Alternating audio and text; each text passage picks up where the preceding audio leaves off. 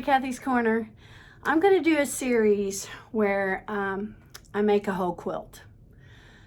So the editing could be a nightmare on this, but you know, let's hope for the best.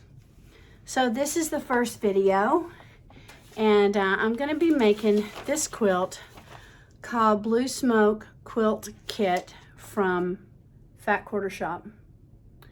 It's going to be bigger than that one. I'm going to make the twin size. So I'm just going to have you watch me make a whole quilt. So my first little steps, now I can't tell you how much I cut of something because this is someone else's pattern, so I can't tell you how many pieces I cut of things and such. But I'm going to film myself cutting them and sewing.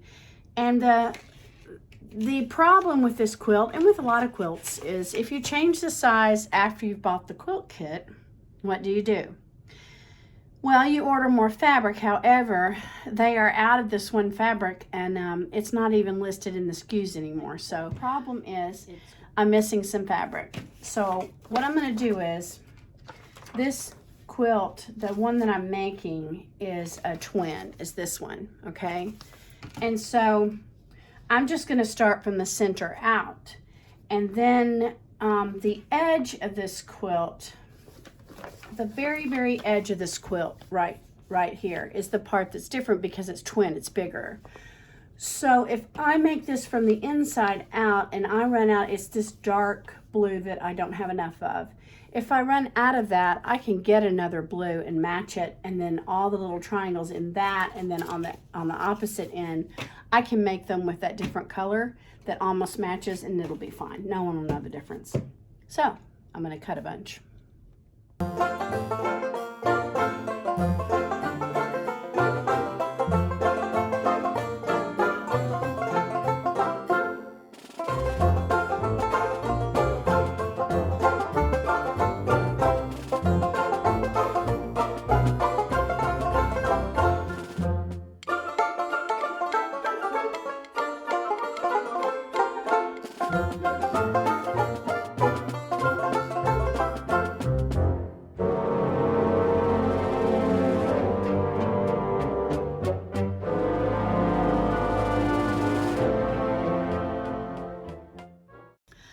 Well, I finished cutting out just the part, here's the quilt I'm making, just the part for this very middle part, because my quilt is bigger than this one by this way, and it has more darker fabric up here, and I'm not sure I have enough of that dark fabric, so I'm going to go ahead and start from the middle and go out. So I have all my pieces cut, and then I'm going to sort of speed up the camera and show myself sewing those. The rulers, I just thought I'd show you my favorite rulers that I'm using. This is a OmniGuard, I think it's 6x6. Yeah, 6x6. And I've had that for a long, I think I found that in a thrift store, or my husband did. Yeah, because it says $1 on there. That was a good find, wasn't it? And then this OmniGrip, this is 2.5 by, I don't have my glasses, 18, 2.5 by 18. I use this more than anything else, I think. And then this I used to cut bigger pieces and straight, you know, like across the whole with the fabric, doubled with the fabric. And this is Creative Grids 6.5 by 24.5. So I use that a lot too. So I'm gonna go sew these, and here's what I'm having to contend with right here. See that right there? Yeah, that's Doug. And anytime I'm sewing, he just pretty much has to like be a part of the deal. But that's okay. All right, I'm gonna go sew. This is a Juki HZL F600.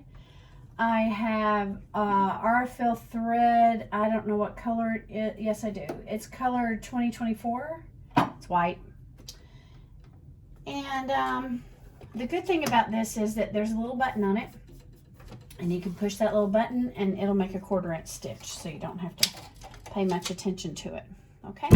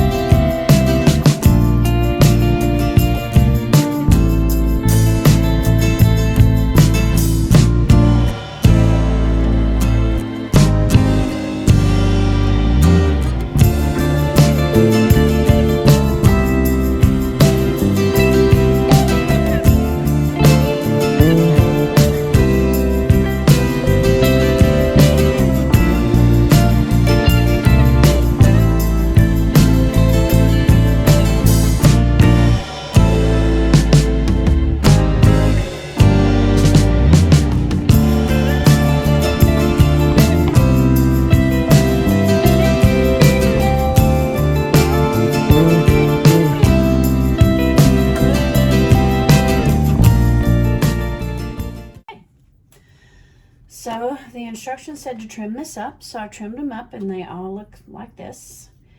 And now this is my next little part.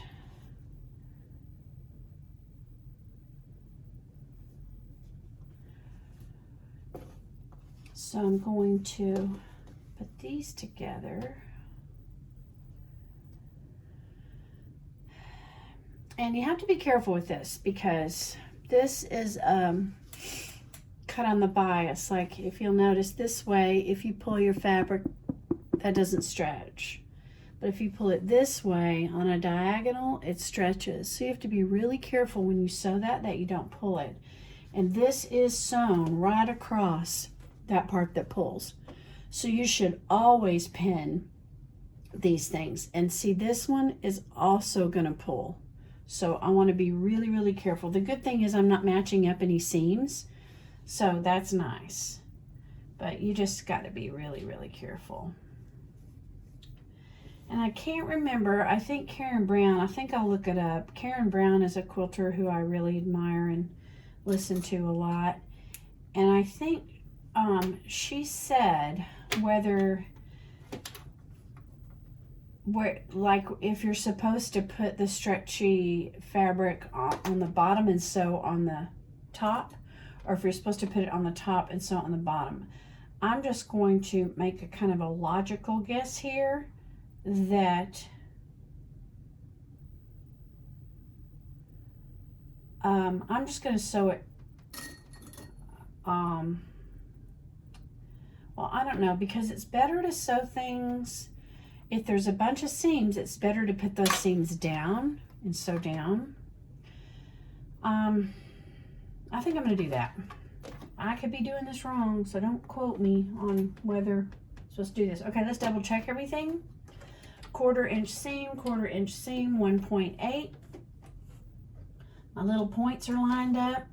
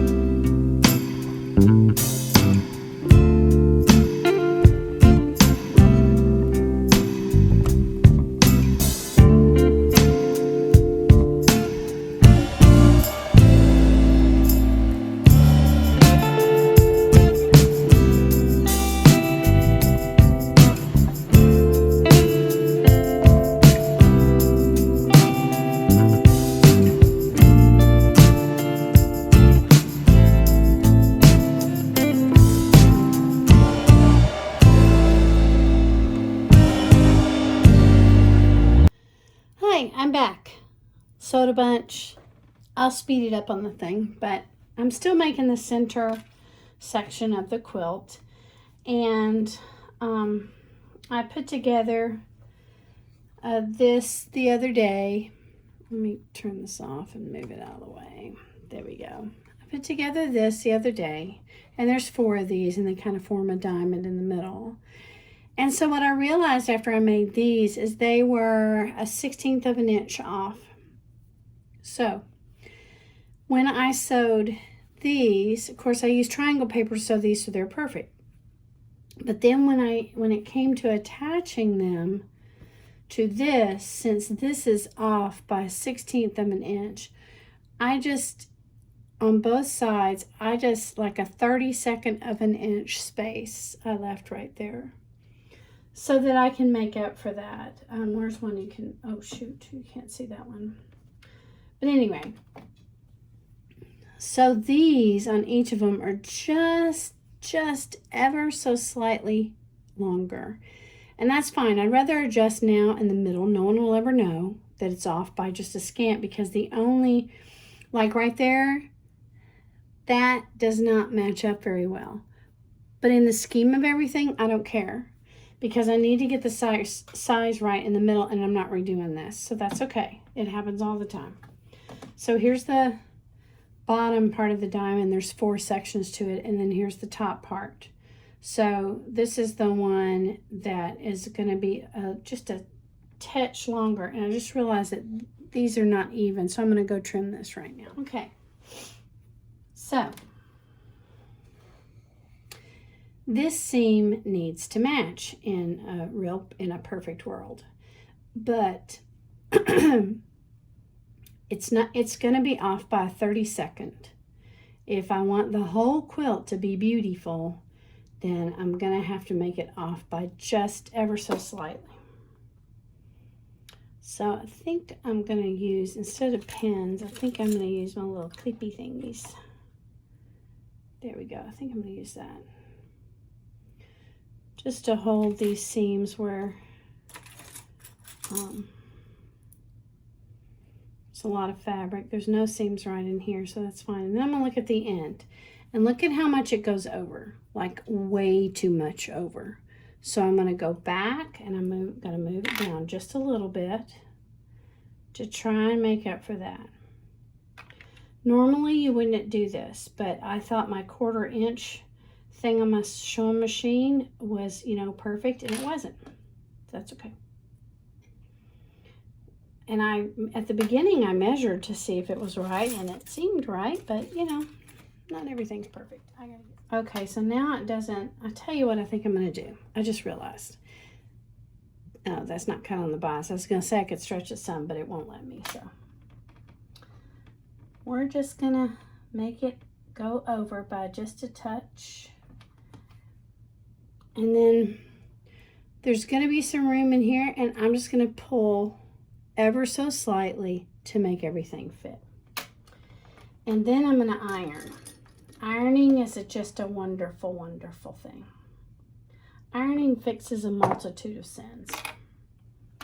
Okay, so now for the rest of my quilt, I'm using this 1/4 inch seam on my machine, but because, oh, it's not behaving. Okay, so I'm going to start all over. There's my 1/4 inch. And I'm going to go to 1.8. So because it's off, what I'm going to do is, instead of sewing on the edge of this foot, which I did for those first middle parts, I'm going to just do what's called a scant in, like not like a 32nd of an inch. And yes, it matters.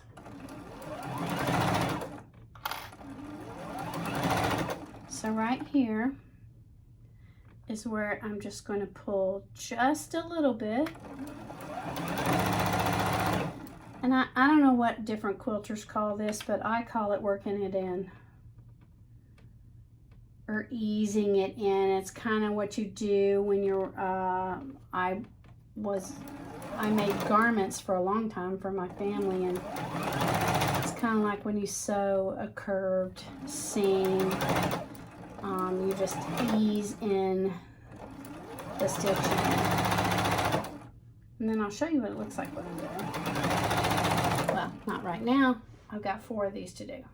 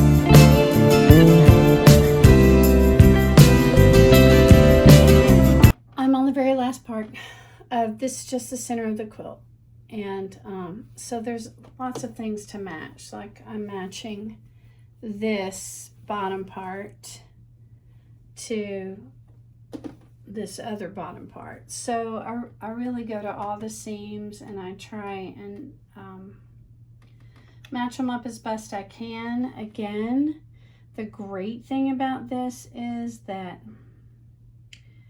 there are not a lot of matching seams because of the design, but where there are, I put these little things there. And then when I'm sewing, I just really careful right there. And I can ease them in, like if they don't match. Like these two need to match. These two need to match exactly.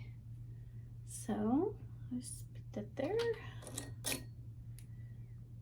Put a little clippy there. This one doesn't matter, but I do want it to be flat when I sew over it.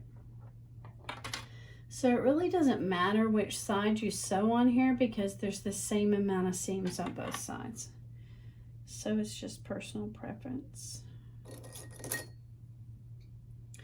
And sometimes there's seams that lie, you know, one goes one way and one should go the other, like this one goes this way and this one should go that way. And if it doesn't, because of the way I've ironed it, I make it do it anyway.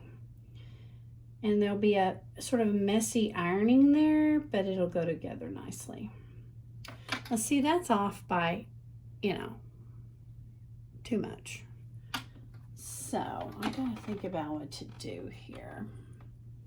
Like, do I want that to match that? If that doesn't match up, it won't look good. So I'm gonna do the best I can there, because one piece is just a touch smaller than the other.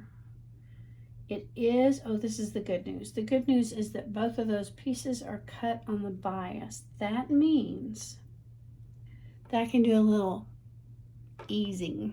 Ease on down the road. So that's what I'll do there. I'll just pull ever so slightly. So here's the last seam, and then I'll be done with the center of the quilt. Now, I didn't do this in one day. I did this, oh, I don't know. I started a week ago. And I do just a little bit every once in a while. I haven't filmed every bit of it, but I filmed most of it. Okay, we're easing down the road. And this is where one seam goes one way and one seam goes the other. So I just have to be careful. Sometimes when there's a bumpy seam, I will go backwards and forwards on it just to secure that seam if it's pretty thick. I don't think I need to here because I'm at 1.8 stitches, so. Yeah.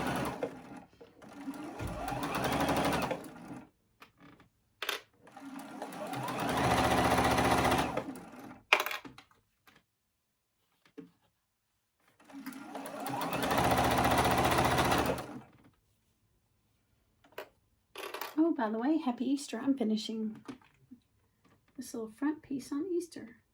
Okay, these guys need to match up here. These are my thick glasses. I can see everything. Should have been wearing these the whole time is what I should have been doing. And like I said in a previous video, yes, I have sewn my finger before. Yes, it hurt. No, I haven't ever again. I did sew through a false fingernail one time. It just made it pop off.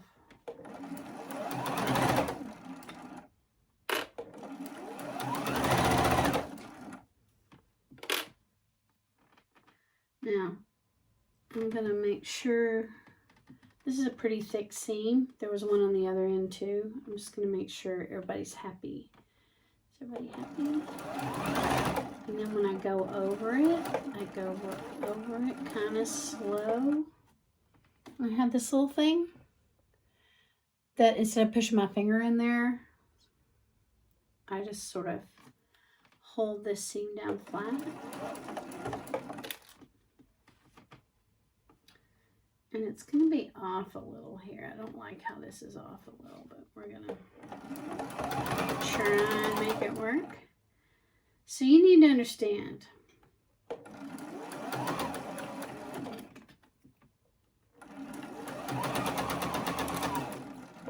There, I'm done. These seams are not perfect. I'm not a perfectionist sewist, but I'm pretty happy. It's not perfect. I'm going to go iron it and I'll show it to you after it's ironed. It's not perfect, but that's pretty good. And I'm okay with that.